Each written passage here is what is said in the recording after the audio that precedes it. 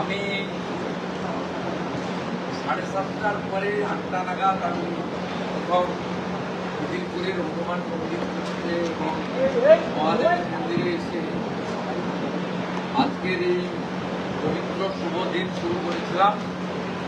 আপনারা আমাকে অ্যাকম্পানি করেছেন, অনেক গুরুত্বপূর্ণ নবীন তথ্য জনগণকে তুলে ধরেছেন। আমি আপনাদের কোঅপারেশন করার চেষ্টা করেছি। আমার কখনো কখনো আমার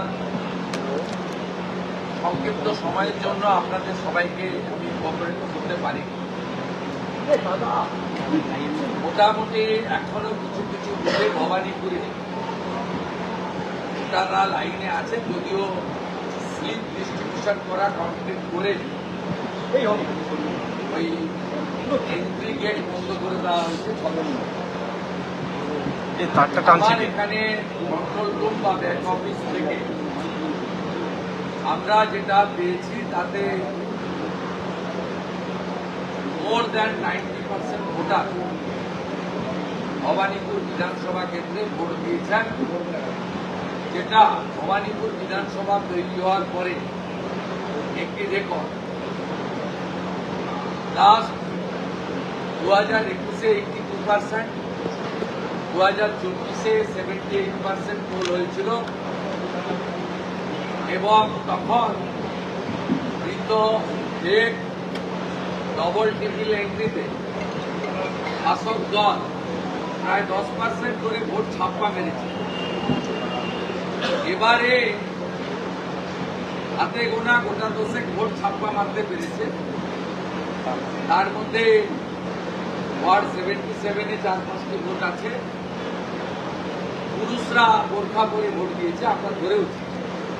ধরা পড়ার পরে পালিয়েছে এবং আমি ওখানে পৌঁছানোর পরে বাংলাদেশি মুসলমানদের যে স্লোগান জয় বাংলা সেটা দিয়েছিল। তার কারণ হচ্ছে ওদের 1 ঘন্টাতে আরো 2000 মতো ভোট ছাপ্পা মারার পরিকল্পনাটা আমি ভেস্তে দিয়েছি ওখানে। আমি পুলিশের স্পেশাল অবজারভার আইপিএস চরণ সিং মিনাকে ধন্যবাদ দেব। তিনি এই দাঙ্গাবাজ মৌলবাদীদের ভালো করে ধোলাই দিয়েছেন। আমি চলে আসার গুন্ডাদের কিভাবে দমন করতে হয় জনগণ দেখিয়েছে, বিজেপি কর্মীরা দেখিয়েছে এবং আমিও চেষ্টা করেছি, আপনারাও চেষ্টা করেছেন। 267টা বুথে ভারতীয় জনতা পার্টির এজেন্ট এই প্রথমবার ইভিএম সিল করা পর্যন্ত আছে। 3টি বুথে দিদিরপুরে 4টে নাগাদ বের করে দেওয়া হয়েছিল, পরে আবার আমরা তাদের টিকিয়েছি। 96টা বিজেপির ক্যাম্প হয়েছে ইলেকশন কমিশনের নির্দেশ মেনে। সেখানে 4 জন মানে 2 জন করে রিলিভার তারা বসেছে ভোটারদের সহযোগিতা করার জন্য। লক্ষণীয় বিষয় হল হাউসিং এবং যারা কোনোদিন ভোটদান করেন তারা এবারে ভোট দিয়েছেন। বিগত নির্বাচনগুলিতে 63,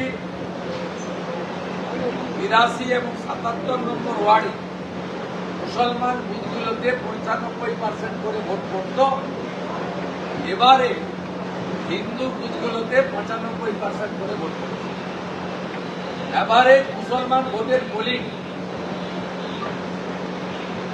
80-81%। Total number of vote 1,60,000। শেষ খবর পাওয়া পর্যন্ত 1,40,700 ভোটার ভোট দিয়েছে, যার মধ্যে 28,000 মুসলমান ভোটার আউট অফ 35,000 আর বাকি 1,12,000 হিন্দু ভোটার। হিন্দু ভোটারদের মিনিমাম 85%, ম্যাক্সিমাম 90% ভোটার বাঙালি অবাঙালি হিন্দি বাংলা সব বাদ দিয়ে জয় শ্রীরামের ধ্বনিতে ভারতীয় জনতা পার্টিকে ভোট দিয়ে, বিশেষ করে 20,000 গুজরাটি, 12,000 মারোয়াড়ি, 4,000 শিখ সমাজ, 5,000 উৎকল সমাজ, 8,000 ক্ষত্রিয় সমাজ, 12,000 পূর্বাঞ্চলী, এদের পোল হার 96-97%, যার মধ্যে বিজেপির পদ্মফুলে এরা 95% ভোটদান করেছেন। তো কাউকে ভয় না পেয়ে ক্যামেরার সামনে বলছেন আমরা পদ্মফুলে ভোট দিলাম। আমি কৃতজ্ঞ পুরনো বাঙালি পরিবারগুলির কাছে, বর্ধিষ্ণু পরিবারগুলির কাছে, যারা হরিশ চ্যাটার্জি, হরিশ মুখার্জি স্ট্রিটের এদিক ওদিকে থাকেন, সেই বর্ধিষ্ণু বাঙালি পরিবারগুলি ঢেলে ভারতীয় জনতা পার্টিকে ভোট দিয়েছে। মমতা ব্যানার্জি নিজের বুথে অন্তত 200 ভোটে মিত্রণ সংগঠনে হারবেন, আমার কথা রেখেছে। মমতা ব্যানার্জির পাশের বাড়ির ভদ্র মহিলা আমাকে দুপুরবেলা যখন দেখা হয় মিত্রণ শুনেছেন, তাহলে আমি বাড়িতে আজকে পাবদা মাছ করেছি, আপনি খেতে আসুন। এটা আমার সাজানো ড্রামা নয়, অনেক সাংবাদিক বন্ধুর সামনে তিনি